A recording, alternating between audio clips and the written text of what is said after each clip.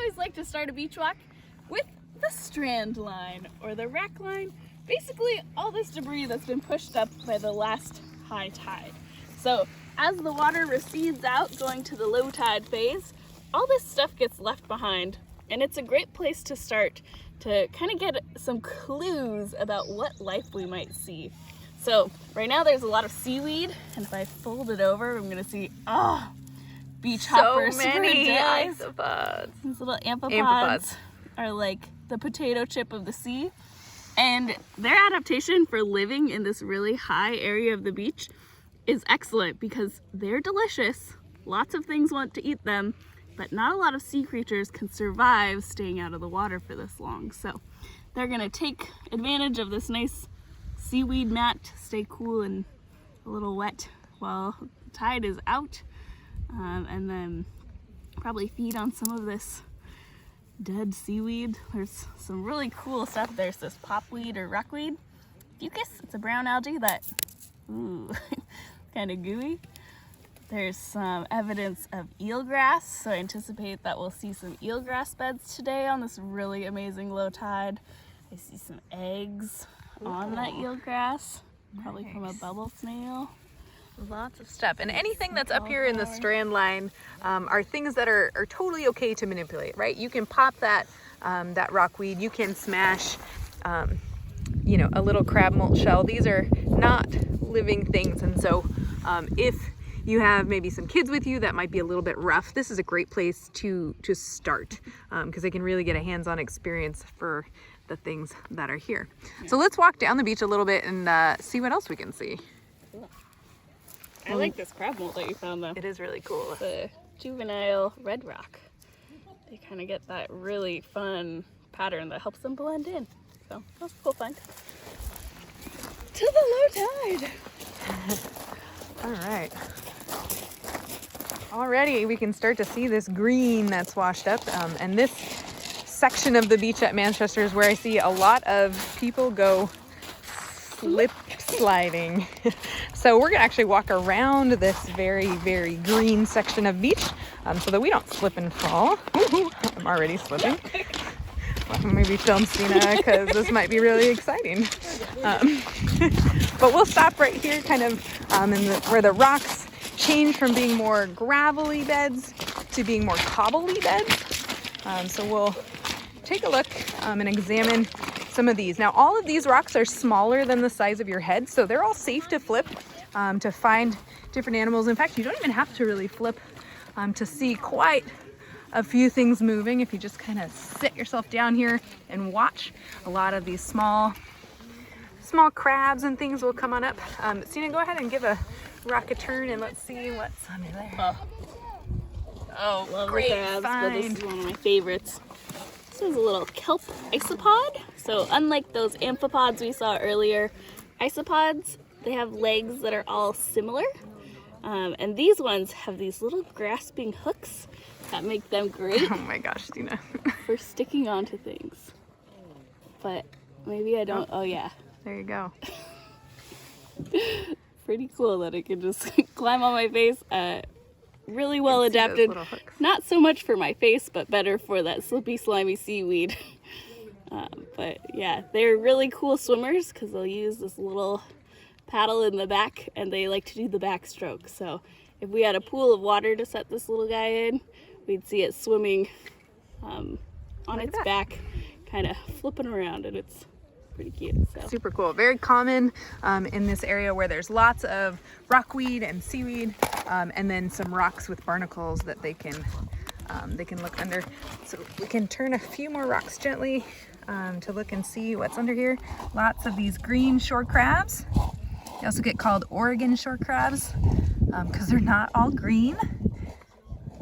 What is the distinguishing characteristic? So I'm hoping we'll find a purple shore crab and then I can compare. But on this beach, the purple shore crabs are a little bit further up. But these little crabbies have tiny, tiny hairs on their walking legs. So you can just barely begin to see those little tiny hairs. They're not hairs like we have. They don't continue growing, but they kind of stick out of the carapace a little bit. They're really, really difficult to see. But when we see the purple shore crabs, which have no hairs, it's a little easier to point out that they don't have any of those. Yeah. And I'm just going to point out that now that I've flipped this rock, I'm going to put it right back where I found it. And I'm going to actually pick it up, which is why we like to flip small rocks, so that I can very gently set it back into place without squashing the crabs and things underneath. All right, so let's walk along. There is a quite large boulder here that I always... Ooh, that is cool. Is that some sort of sea creature tentacle? I think it might be the kraken. Ooh, yeah, definitely a kraken. Can confirm. It is a piece of bull kelp. Not looking too great, but I think... Wow, it's all filled with water. So hollow. Look how long this is. Wow. So this gives us a good idea of how tall a bull kelp can be. It's stretched out. Really, really long. Jump rope. Or squirt gun, but I don't know. That's nice. I think kelp is one of the fastest growing living things in the world. The giant kelp can grow about 2 feet a day, which is, wow. I'm trying to imagine the growing pains on that. Pretty crazy. All right, so we'll head over here to this kind of larger boulder, because as rocks increase in size, they provide different habitat for different animals. And so these smaller cobbles, in a big storm, they might roll or move. And so largely we only see very small creatures here. When we start getting big boulders that aren't going to move, they can attract different animals to this place. And this boulder I like because it's got some of my favorite sea creatures. These are aggregating anemones, and they look like little shiny circles right here. They can be found in rocky habitat as well as sandy. If it's pure sand, you won't find them, but if there are rocks beneath the sand, they will attach to the rocks. They also love to be on the rock surfaces. And this is a species that I encourage you to touch, but get your finger nice and wet first.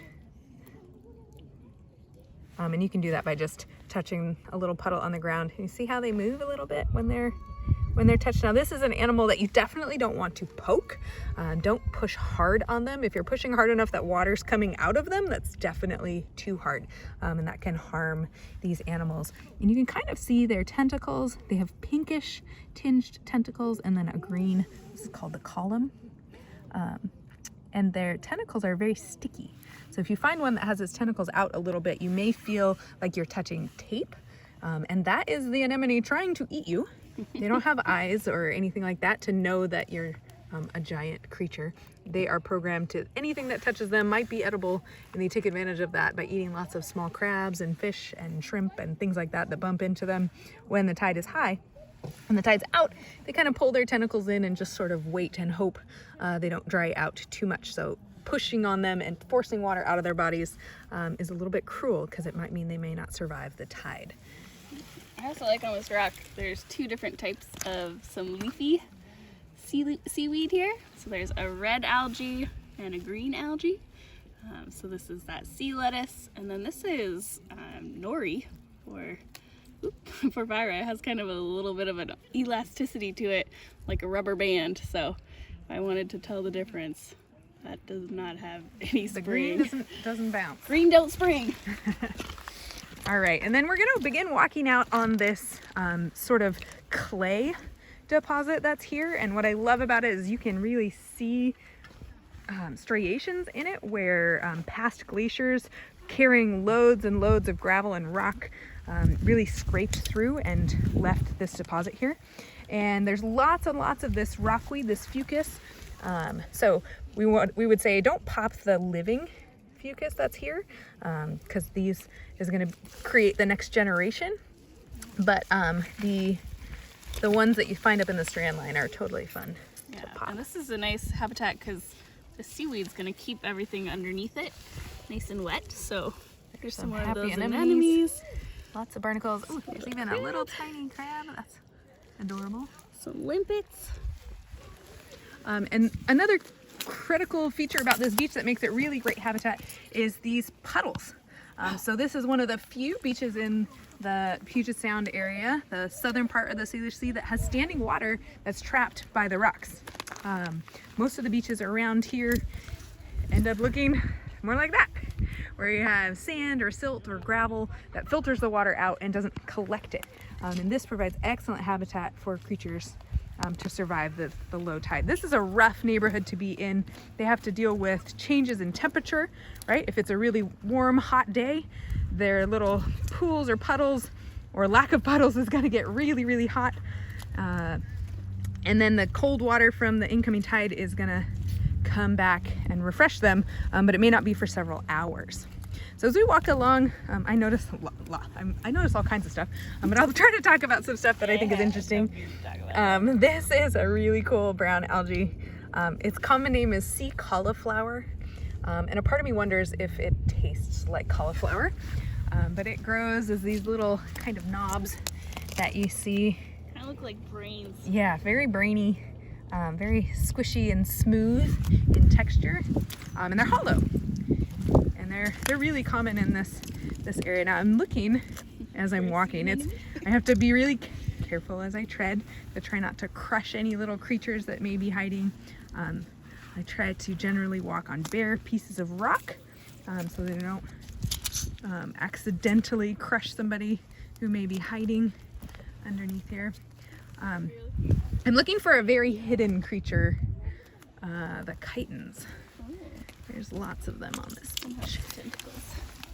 Oh, Stena's got some tentacles to show us. I don't know how the glare is yeah, work it's great. on that, but you can see the feeding tentacles of this aggregating anemone.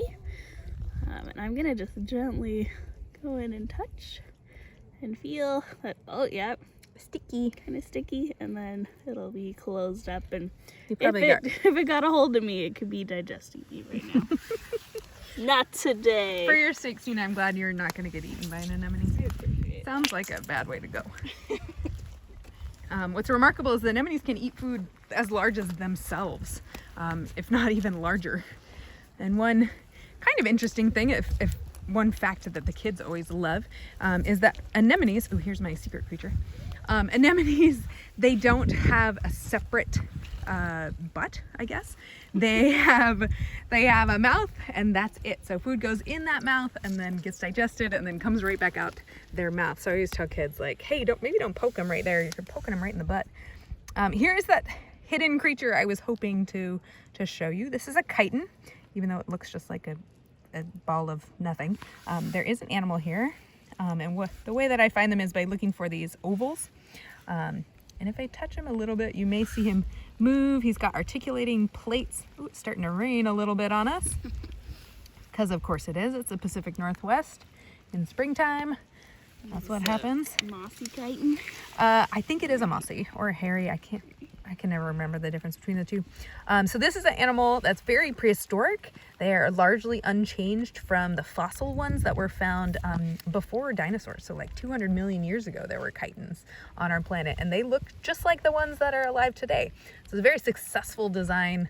They're essentially kind of like a snail. So they have a sticky, slimy foot underneath that adheres to the rock. Then they have these 8 plates of shell on their top surface, and they articulate, so that helps the animal to conform to the surface, and they're all held in place with this muscly girdle. And we'll find some more. Once I find one, then my brain kind of gets... Oh, here's a good one where you can see the plates. Yeah. So those 8 plates. Excellent 1, 2, 3, example. 4, 5, 6, 7. There's a tiny one up there. Sorry, see it under me. But yeah, I think maybe a mossy chitin. Love it. With some barnacle friends. Yeah. Very cryptic. Very cryptic. And this habitat is perfect for them.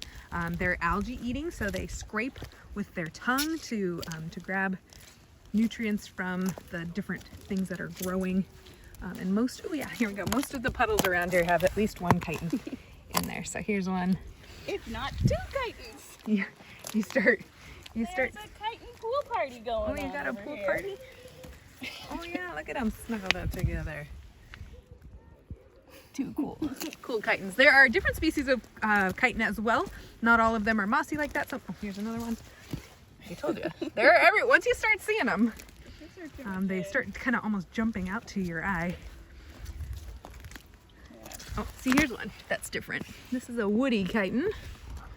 Doesn't have those. No, it does have the bristles. This guy's just dirty. Tricked me. They often will let things settle on their shell in order to maintain some of that cryptic camouflage. All right. So, of course, it's definitely starting to rain. I'm looking at that beautiful blue sky over there and hoping that is coming our way, but it's a little wet and soggy. So let's pop our hoods up. We like to say we're all weather here at Harbor WildWatch, unless we get thunder and lightning, and then we'll maybe go indoors. Here's a nice big anemone, pretty green color. What else do you see? Oh yeah. I wanted to see if it was a keyhole limpet, but No, I don't know. That's a funky. It is a funky limpet. You've stumped me, limpet. See him moving a little bit. That's another prehistoric looking snail. They have one shell instead of those 8 plates, but essentially underneath they have all the same parts as a chitin. So another very successful animal that we see quite common. Oh, here is a cool thing. Okay, I was hoping I would find one of these too. So those anemones that we were talking about are called aggregating anemones, and you'll notice this one's stretching out. It looks almost like a hot dog in shape. This is an anemone that is getting ready to split into 2. So they can do fission. Basically, they stretch really wide, they tear down the middle, and one anemone becomes 2 with identical DNA. And then 2 becomes 4, and 4 becomes 8, and so on and so on. So often, when you see lots of anemones, especially anemones touching one another, the chances are pretty good that they're from the original anemone. Okay, it is pouring down rain. Oh my goodness. All right, we'll move a little quicker to try to get out to some of the differing habitats. I can show you the mud habitat that's here. As we kind of navigate down these clay banks, we can get to a change. You notice there's a lot more of this green ulva algae and less of that rockweed. There's less rocks, makes sense, there's less rockweed. Oh, here's a cool creature. Just hopping right along. This is a really cool amphipod, eelgrass amphipod. Bright green definitely helps them to camouflage in this area. Not sure if you can see their tiny little eye spot up the front. Very, very cool critter. We'll leave him in a little puddle so he can survive a little more. Stena, show us some eelgrass. Yeah, so eelgrass is the only true plant in the Puget Sound and Salish Sea. And this one, so typically you kind of see these nice flat blades of grass, but I noticed this one's really thin at the base, which gives me a clue that it's flowering. And so if I take a look along some of these upper strands, I'll notice there's thick parts.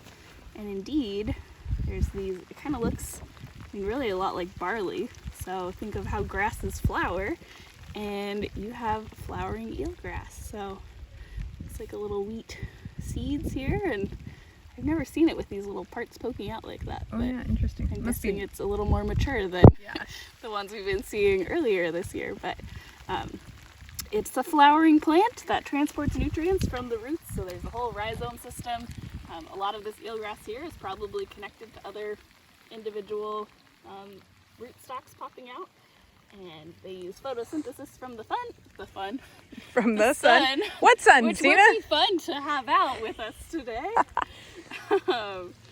And yeah, it's a really important habitat that is kind of like a nursery habitat for lots of things. We saw the eggs on it earlier. We'll see more. We'll come. Nearshore fish like to hide in this habitat. Our tide's still going out for about another hour or so, so we can revisit this. Ooh. You're gonna wrangle with one hand and fill with the other. Wrangle and film? Well, we'll just see if what we're dealing with here. So we've got a female red rock crab. Let's see. Oh, there's 2. There's 2 crabs here. This one hiding a little bit more effectively.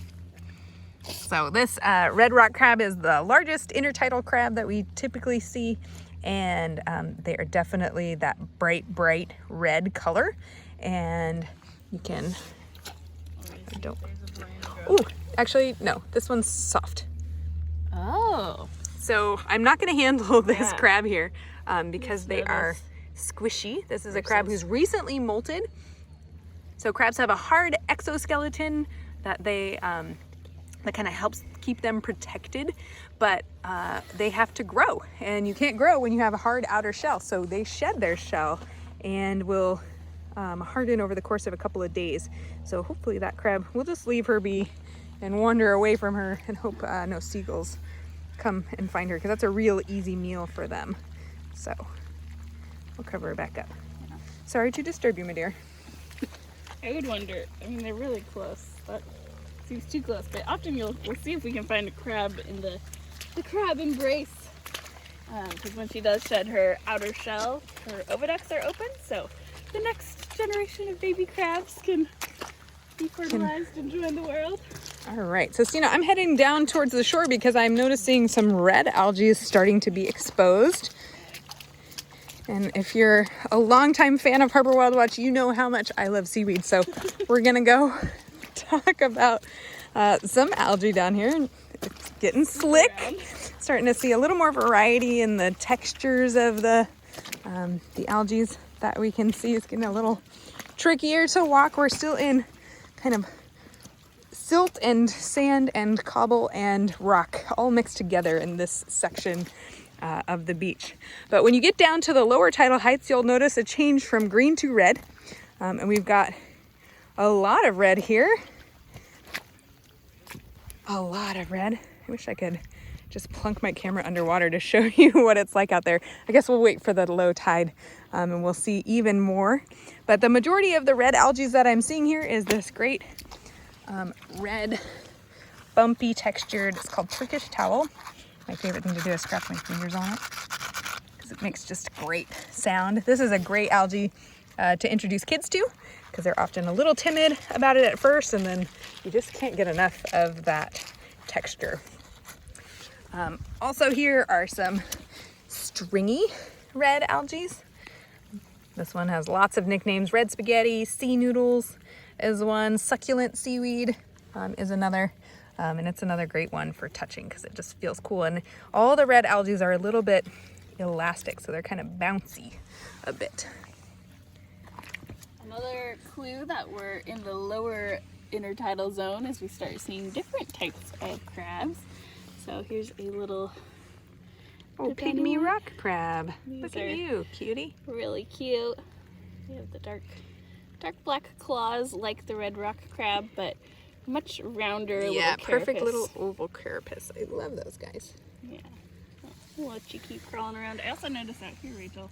What do you notice? There's a pittock clam. Oh yeah, check it out. And Okay. then, oh, there's one that's more, well, no, that No, one's pretty this is good. It's relaxing. So this is one of the most common clam species around our Puget Sound shores. This is called the pittock clam, the rough pittock, the burrowing clam, although I guess technically most clams burrow. But the pittock is well known for excavating through rock.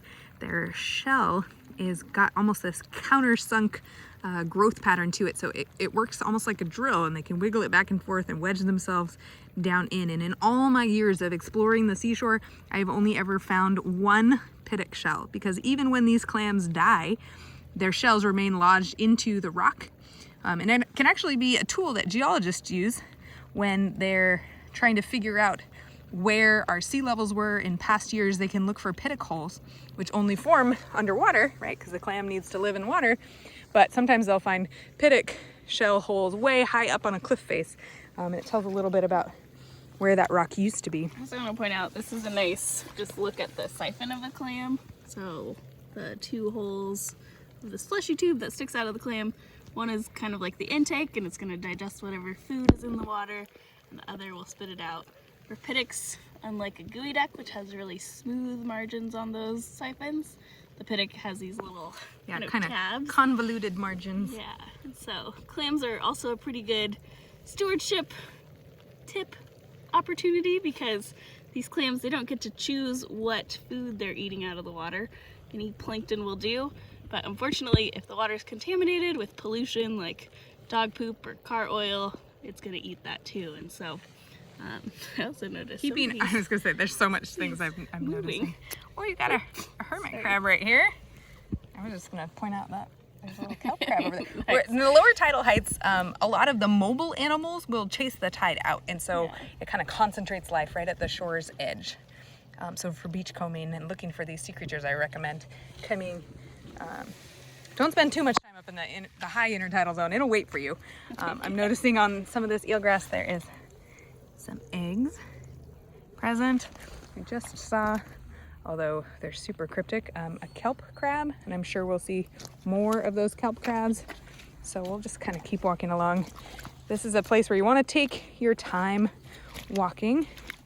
It's also fun to watch other people walk because they can kind of lay a trail, and if they didn't fall, you can follow their steps and hopefully not fall. I saw your favorite seaweed. Ooh, my favorite? Well, maybe not your favorite. Okay, is it iridescent? Oh no, it's the sugar kelp. Yeah, show that off. The little lotions. So Stena's got a piece of brown algae here. This is kelp. It is a seaweed. All seaweeds are algae. Not all algae is seaweed. But this is a really, really nice specimen of brown algae. Yeah, we kind of have it all. We have the brown, we have the red, we have the green. Usually brown kind of kelps like this are another clue that you're getting into a lower intertidal section. And here's those. See this one? Oh, kelp crabs. Shows a pretty tiny rock to cling to. Oh, perfect So here's a camouflage little example. Kelp crab who very easily camouflages with Let's look that. inside. Yeah, this guy's, he's had a bit of a rough life. He's missing about half of his legs. So we'll maybe leave him be. Yeah. Nice thing is when it sheds its outer shell, it can start regrowing those legs. So go crab, go. Nice. And as we look out, we can see there's it's starting to be more shallow out in this water. So it's always nice when you come to the beach if you can bring footwear that's really closed-toed and protective, because even if you're okay with getting your sandals wet, you may not be okay with getting your sandals or your feet, I would say, cut on some barnacles or pinched by a crab, that sort of thing. So we recommend closed-toeds. My favorites are big boots. Stena's got some nice boots. Or maybe like a Keen type sandal that has the protective covering over the toes is also good. Here's a great clam siphon. Oh, wait, Stena. I'm going to talk about these crabs really quick. I have another crab for you. Oh, okay. So I found two, here, I'll see if I can change the glare up a little bit, 2 red rock crabs in that mating embrace. So we've got a male crab, the larger one, and he's cradling a female. It's not always the males are bigger, but in this case it is. It's always kind of funny actually when you find a big, there he goes, just telling me to back off. Okay, I'll back up, how's that? It's always funny when you find a male who's protecting a much, much larger female than himself. Almost looks like Atlas carrying the world. And so he's anticipating that this female is going to molt. I can tell she hasn't molted yet because she's got some barnacles covering her carapace there, and those take time to form and grow. But when she does molt, she'll be receptive to having her eggs fertilized, and he'll protect her. Oftentimes he'll protect her through that period of time where her shell is soft. So if she were bright, clean, and shiny, I would guess that she had recently molted.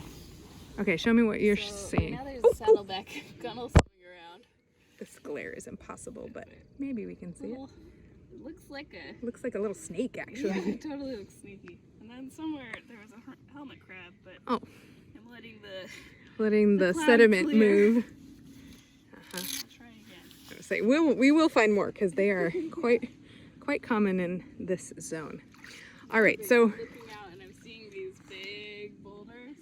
As this tide keeps going, I'm really excited to see what's under those. those or on those, I guess. We won't be looking under them. That's for sure. All right, the sun is back out again. Woohoo! And it's a nice, less windy day here, which means we're able to see into the water. Here's another kelp crab. We saw that first one that was camouflaged against the brown algae, and this is one that's well camouflaged against the red algae. Look, they just disappear. Super cool. All right, I'm gonna walk out of the water because I'm faster that direction. So we'll walk. Oh, wait, just kidding. I found something cool. Okay. One of the things that Stena and I often are looking for on the beach is evidence of animals, even if we don't see the animals themselves. And right here is some great evidence that there is a leopard nudibranch, I would guess. A big sea slug, because this is a big, wide layer of eggs. Oh, wait, is he right here? No, just kidding, clam-sided. So this is laid by a slug, and hopefully you can see those teeny tiny little dots. Each one is an individual egg. And so that has a lot of potential to bring the next generation of those slugs. I'm just gonna move some of this algae to see if Mama Slug is still around. Yeah. A lot of filter feeders here, because a lot of the reproduction that takes place is what we call broadcast spawning. So animals just throw their eggs and sperm into the water and hope for the best. And that provides a lot of food. Animals generally time those with the tides because they can judge it by the moon. So they can look and see the increase in light at night and anticipate that there's a big high tide coming. And if everyone can spawn on the highest tide, that increases the chances. You get a little bit of strength in numbers here. Oh, here's another nice, pretty red algae. This one's got a bit of a different form, more branched, with these flat blades. Oh, can you hear that, Stena? The sea lions. There are some sea lions just offshore here, making all kinds of noise. They can be quite noisy. Oh, they really echo off the rocks in the quiet water. Yeah. Ooh, here's a nice hanging ball of snot. Ooh, a hanging ball of snot. Ooh. The sea anemone preparing for the low tide. Kind of gravity's cruel to these beautiful animals. They really don't look good when they're out of the water, but they're supported by when the water comes back. water. Yeah, it's this gorgeous branching kind of feathery crown. They're called plumose anemones is their common name, and they're one of the longest, or I guess the tallest anemones there are. What did you find? Acid kelp. This is Stena's favorite algae. Yeah, this creates, what is it? Sulfuric acid. Hydrosulfuric? I don't know what that is. But yeah. Hydrochloric is probably what you were going for. Yeah, thank you. Sulfuric acid. If I were to be a predator, and basically if this algae thought it was getting eaten or if it was stressed out, it will release that acid. And we've definitely collected this at times to do pressing, and I've held it in my hand for a long period of time to keep it separate from the other seaweed because I don't want it to bleach out my other specimens. And I've definitely noticed my hands start to burn. So it's a pretty effective strategy for the seaweed to... It can also help kind of retard the growth of other seaweeds around it to create more space for itself. They're a little bit selfish. Here's a cool specimen of this Turkish towel that's really mature. And so that great texture just keeps increasing all throughout their kind of life cycle. Seagrass that got dislodged, but it's nice to see that root system. So true tissues. Compared to our algae here that don't have any roots, you can take a piece of algae and just follow it right to the base, and it just is got this thing called a holdfast that just kind of holds on. We'll probably see some kelp holdfasts. They have really dramatic ones because they like to anchor, and they have to have enough anchor to hold, maybe 100 feet or more of the stipe or the stem. Gosh, look at all this beautiful algae. Yeah. This is gorgeous. What a beautiful spot. This is one of my favorite beaches. That's true. You got to be all weather, because if you would have left when it opened up and poured, you'd be missing out on this glorious sunshine right here. And just glorious low tide. So checking out these holes here, most of these round holes that you see are pittock holes. So more of those clam shells that can dig down in. And it's hard to tell sometimes whether there's a clam living in there or not. You can stick your finger in, but a lot of animals will make use of those holes as habitat and a place to hide during low tide. So you might get, a crab pinch if you're not too careful. Here's some nice examples of the pittock clams in that. Oh yeah, there you go. This is hard as rock. Yeah, this is not like squishy clay. So really impressive that these clams can burrow in. to substrate like this. Oh, grabby. Are you a black cloud mud crab? No, I think it's another pygmy rack. Oh, yeah, because black cloud mud crabs, they do the, yeah, I'm gonna take off your eyeball. These ones, one of their defense positions is the, I'm a rock, tuck and roll. Don't mind me. No crabs here, nothing to see. So cute. You can hear lots of bird chatter up in the forest here. This park has some great walking trails, biking trails as well, and really nice campground. Ooh, this is a cool species. It's got lots of common names. Witch's hair, sea hair, but it's this beautiful filamentous brown. All right, we're getting to the point where we should start to see some variety in the animals that are down here. I would expect us at this tidal height to see things like sea cucumbers, a lot more and different species of anemones. Sorry, I have to try to talk and walk over this very treacherous. Oh yeah, that pretty purple algae. This is also a great spot to see hermit crabs. And often when I find a snail shell that doesn't look like it's stuck to the wall, sure enough, there is a hermit crab inside. So these little hermit crabs will use the dogwinkle snails as a preferred shell for them. And they're different than true crabs. They have one less pair of walking feet, and they have really long antennas, and those antennas can help reach backwards and feel for maybe somebody sneaking up behind them, because they definitely can't see behind their shells. And they have to find shells in order to move up a size. So as the crab grows and molts and sheds its skin and needs a bigger home for its whole body, they need a bigger home for the back half of their body as well. There's kind of an interesting thing in the Puget Sound. We have a lot of really tiny snail species, so things like periwinkles or dove snails, and then there's a lot larger snails like the frilled dogwinkle, which sounds like I just made something up, but that's actually what those snails are called.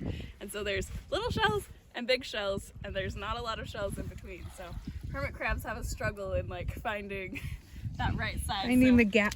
I'm like, they need to find an awkward hermit crab that's like really big but still trying to make it. All right, and I'm gonna check in. I've been coming to this beach for, gosh, decades now, and this really big boulder here for years and years, I'm gonna come back to that, has been home to this big Christmas anemone. We'll see if you can see it, and sure enough, there it is. It's hanging down into this pool created by the large boulder to try to outlast the tide and stay moist with those stinging tentacles out there, but really, really pretty coloration. And then there's also some hydroids and other encrusting animals on these big rocks, as well as like our friends, the anemones too. Okay, but I did see, while I was walking over here, one of the superstars of the intertidal area. People love sea stars. This one is a leather star because it looks like it is smooth, like wet leather. It has some secret weapons, some teeny tiny little pinchers that are hidden in their skin, and so it can attack anything that tries to land on it. So barnacles or algae spores or something like that would try to take a hold on this animal that's very slow moving, doesn't stand a chance. They get attacked. Here's that cool little, yeah, you can flip them. There's a cool little green shore crab I just noticed. So underneath, sea stars, in fact, all members of the phylum Echinoderms, which are the spiny skins, have these tube feet, and these are powered by water. So they have a water vascular system instead of blood. So you'll only ever see these guys in salt water. Can't survive in fresh water. They need the salt to act as their blood a little bit. And they are slow but effective movers. So they can suction cup onto things, and they're very, very powerful attached. So we'll leave this one here and see if we can't find a few more of the bigger species out here. One other thing I like to note about this one is they have a specific odor, and so another nickname that the leather stars get is the garlic star, because if I were to rub and smell it, which I will, yeah, definitely has a little garlicky kind of maybe gunpowdery smell. Nice, what a cool find. All right, so we're transitioning again. We're back to this kind of soggy, squishy habitat here. I feel like I found found the biggest moon snail of my life in this little spot. Oh, we'll keep our eyes peeled for that. Yeah. It's definitely a low enough tide for that. There's some evidence. Like, I mean, here's a pretty big... Ah! Horse slam! Seriously. The fire hose of the intertidal. This is some evidence of a moon snail. So this is an egg collar. Kind of because it fit it nicely around my neck. But this is the world's weirdest Oreo cookie of sand, mucus, and eggs in between. So the moon snail will extrude this, mix it up, send it out, and leave it behind for this to go have a little, like, I don't know, 500,000 in a big egg case like this. So that's a lot of baby. Another one, and you can tell the size of the snail that laid it. The inner circle is the size of the shell. The outer circle is the size of the foot. So that's a pretty big, that's a big animal. Yeah. Hopefully we'll find one today. I feel fairly confident we will, but we're heading into more kind of bouldery cobble habitat where the rocks get a little bit bigger. These are big enough that we don't want to turn over too many of them because they'd be quite large.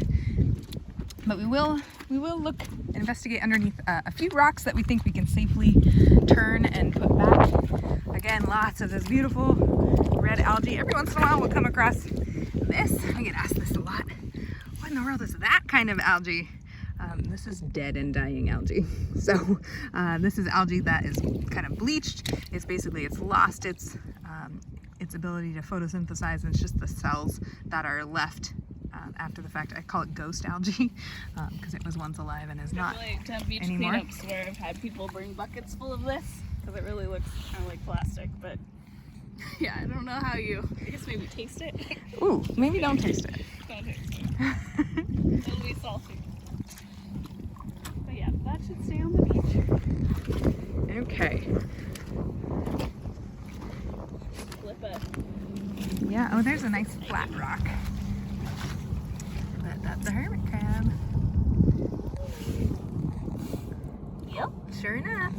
And then there's also this little Oh, a little crab. kelp. Good eyes. He's very well camouflaged. Spindly little legs and the sea noodles. Nice. I don't know if you can see it on the camera, but just like all the tiny little oh my gosh. Oh, Stena! What good find! So this is a brittle star. Let me get it contrasting. We'll put it on the seaweed for you. Yeah, it definitely blends in with your finger. So this is a brittle star, a distant cousin to the sea stars that we normally see. This one has a very small oral disc. You lost it. A very small oral disc and very long and delicate and fast moving legs. That's why they get called brittle stars. They're very, very fragile. Oh, there's a cool little shrimp hanging out in there. I think I lost our He's brittle gone. star. All right, you'll just have to trust this. It was really cool. Oh, here's more chitin friends. We'll find it. A bigger one. So here's a woody chitin on here. Cool to see. Most of these rocks will have some kind of mollusk growing on them. Mollusks are really... Oh, here's a cool creature. Oh yeah. Not a mollusk. Back to echinoderms, the spiny skins. Oh wait, just kidding. There's a mollusk right there. Really pretty one. Okay, but these weird orange hot dogs are... I'm gonna move this algae out of the way. There's so much algae. Can't see what we're talking about. These are orange sea cucumbers, and I don't recommend pickling them or trying to eat them because they have some really interesting and unique adaptations to avoid predation. They have the ability to eviscerate. They take their guts out and spray them all over whatever is offending them so that they can get away. They have these feeding tentacles which will withdraw if they're touched. Usually they withdraw as soon as the water leaves them, so I'm surprised to see those tentacles out there like that. And the tentacles in this species tend to be either maroon or bright orange. Just a gorgeous, cool creature, and they are tucked underneath most of these rocks. They prefer rocks that are small or big enough that they won't get turned and flopped, and rocks that have a bit of a depression with some water that's held underneath them. So Stena is over here while I'm talking. Oh, there's another hidden chitin, a different kind. These are...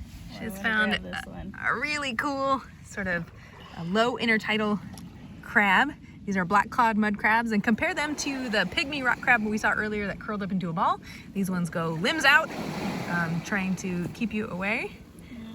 These are some ladies. Yeah, these are all mamas. Very gravid, or holding those eggs that we mentioned. So these would be, you know, a couple hundred little tiny, each one of those tiny little dots is a crab egg, and they have a planktonic stage. So as they hatch, they'll just be released into the water to mature and develop into a little black clawed mud crab someday.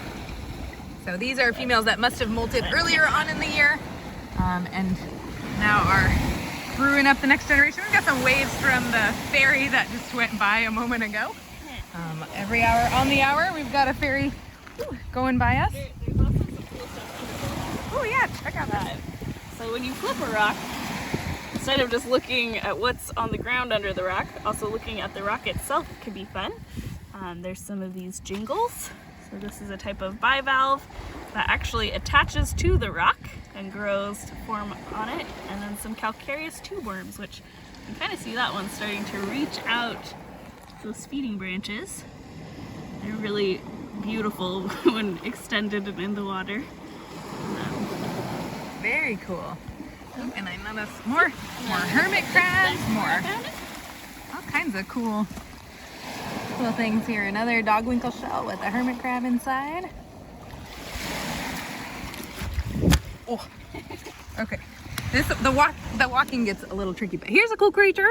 Oh, yeah. And believe it or not, this is your closest relative of everything that we've seen so far today. This is a tunicate. This one's called a shiny pink tunicate because it is shiny and pink. And this has two holes. They're kind of puckered closed right now, but when the tide returns, one pulls water in, one pulls water out. And what makes this animal semi-related to us is in its larval phase, it has the beginnings of what's called a notochord, or a brainstem. And so it's almost the beginnings of a spine, but this is an animal that once it settles, it loses that. So instead of getting more complex as it develops, like human embryos do, right? We start out as just a tiny group of cells and we get more complicated and more complicated. This one actually gets less complicated. So as soon as they settle out, their notochord, their brain kind of dissolves, and they just become a sack of feeding and reproducing. They are a really cool find. Lots of these rocks, if you could just shrink down and examine them, you'd see all kinds of amazing things. We're definitely in the porcelain crab territory. Yes, okay. Some really tiny ones, but I think... Find me a big enough one to show off. Here's a good rock that we could turn, Stena, this nice flat one. I spy a sea cucumber. Let's see what we can see under here. Oh, so many sea cucumbers. Look how big they are. And a porcelain crab. Here, we can just... Totally. They're really fragile, so I try not to pick them up too often, because usually one way crabs defend themselves is they'll actually get rid of their legs. Sever a leg and run away. So we'll let it like a lizard's tail. Yeah, but there's another one. They're really flat, so well adapted for being under these rocks. Yeah, their pictures are more for show than they are for gathering food. They actually have modified mouthpieces that work like big fans. They look almost like barnacle feet. They comb through the water to grab plankton, because there's abundant plankton in this area. There's some little have, ones too. Yeah, they're so tiny. Very cool. And this is another reason why we want to flip smaller rocks, because had I flipped a huge boulder, like, I'm going to be able to pick this up and gently put it back and not crush these sea cucumbers here. But if I were to leave this rock flipped and let these dry out, they're not going to be very happy, and likely won't survive this extreme low tide we have going on. I see another friend here. Yeah, look who's... Everybody's all glommed on. A good rock is hard to find, apparently. It's the 2 feet of this cucumber are sticking to the red rock crab here. And there's a hermit there too in that shell. Yep. Everybody, I want to come hang out under this rock. Do you see the pile of worms over here too? Yeah, little polychaetes wiggling around. There is, like, we could seriously spend an hour just talking about one rock. There's another red rock crab. Oh, Stena, so cool. That is fun. So much life here. Yeah. This is definitely a really kind of a unique beach. fun to see all these things we don't normally get to see on those like more gravelly cobbles. Yeah, and I mean, we love it. We get all this different habitat. I'm actually gonna pause this and walk up a little bit so that we can see what things are happening this direction. We'll go into the higher tidal zones because this is pretty different than what we saw up at the top of the beach. And this is a good spot to see things like purple shore crabs and things like that. So I'm gonna kind of wander up into this territory a bit more.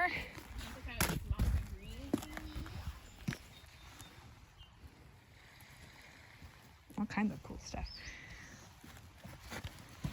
So up in here I can see, here's another, ooh, this one actually is the snail. So rather than a hermit crab occupying this shell is made by the snail, and you can kind of see those growth lines on it. And you can see the foot kind of closes up a little bit. If I touch him gently, he'll close all the way, and we can see that operculum, or the trap door that closes on that animal.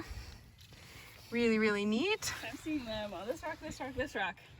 There are teeny, teeny, tiny red velvet mites. Ooh, we might have a hard time. I'm having a hard time focusing anyway. Oh, Yeah, you're right. But here's another chitin. And right here, see that little red tiny blip right in front of my finger? Let's see if I can zoom in and maybe get a better image. That is a red velvet mite. It's an arachnid, so it's in the spider group of animals. And they are so tiny that they can float on the top surface of the water. I'm curious, do they live under? This is what I definitely want to do some more investigating on this creature, because I see them intertidally a lot, and I'm like, how do you survive underwater? How do you live? I don't actually know how you do.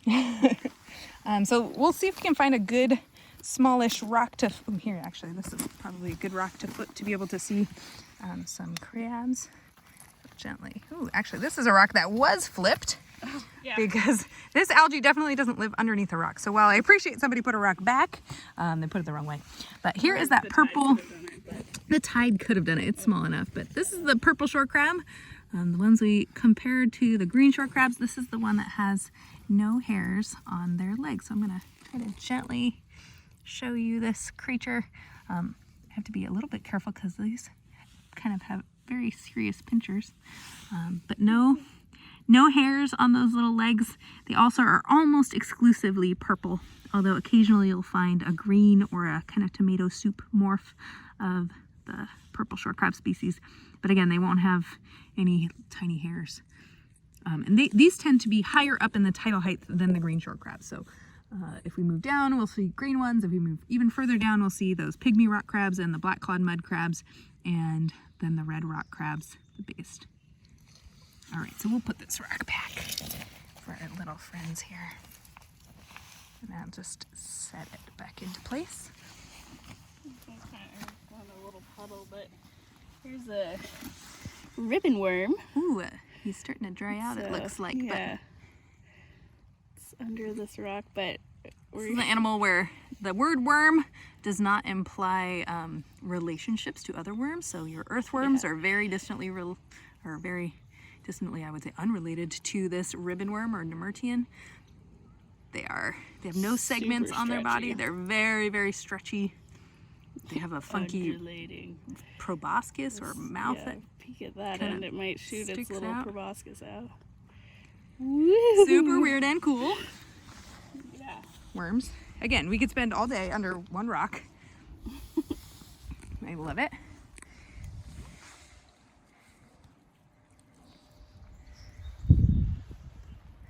Again, it's gorgeous. And if you would have been daunted by those big black clouds over there, you would totally miss out on all of this. Layers. Waterproof layers is the secret, I think.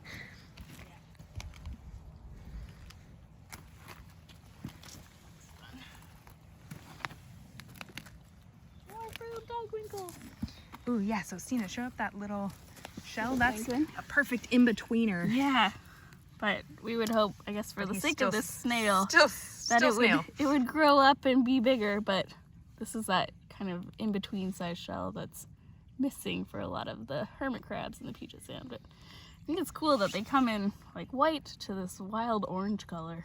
So pretty. There's another. Yeah, kind of the white. Super cool habitat here. All right, well, we are at right about an hour. So I think we might want to conclude our video here for you. Again, if you want to throw questions in the comments, or you can always send us an email, info@harborwildwatch.org is a great one to reach us at. Stena, is there anything else you want to add? I am excited to go check out those big boulders that are starting to get exposed. So if we find cool stuff, we'll be sure to post that too. But thanks for joining us on the lowest tide of the summer. It's Woohoo! such a treat to be out here in the Pacific Northwest and having you join along with us. So thanks for tuning in. And we appreciate all of you that have shared our posts on our various social media platforms and things like that. It really does help get the word out and to further our mission of inspiring stewardship for this amazing place. Other ways that you can support us is through financial contributions. So we are a 501c3 nonprofit organization. So we would appreciate any gift that you're able to give us. You can do that right through Facebook or through our website, harborwildwatch.org. And then, of course, to see more great content from us, like, share, comment, engage. We also have a YouTube channel, so you can subscribe to that. Click on the bell and you'll get notifications when we put new content like this video out. So we're trying to build that up, so check that out too. And as always, or become a Steward Club member. You can join our team, and you don't necessarily have to become a volunteer as a Steward Club member, but that definitely helps support Harbor Wild Watch, and then you get fun exclusive content. So we appreciate everyone who's part of our Steward Club team, and look forward to seeing you in person hopefully sometime soon. Yeah, and we hope that we've accomplished our mission a little bit today, and our mission is really to inspire stewardship for this amazing habitat. So we hope that you feel encouraged to get out and explore your local beach. Remember to be a guest, and you can see guidelines for that on our website as well, for how to treat the beach and avoid causing harm to these amazing creatures and habitat. And then we really do hope that you will take a little bit of that knowledge and be able to apply it and make some small changes in your own life to help benefit our planet. So thanks for tuning in. We are gonna just keep enjoying this amazing day. Learn, have fun. Learn, have fun.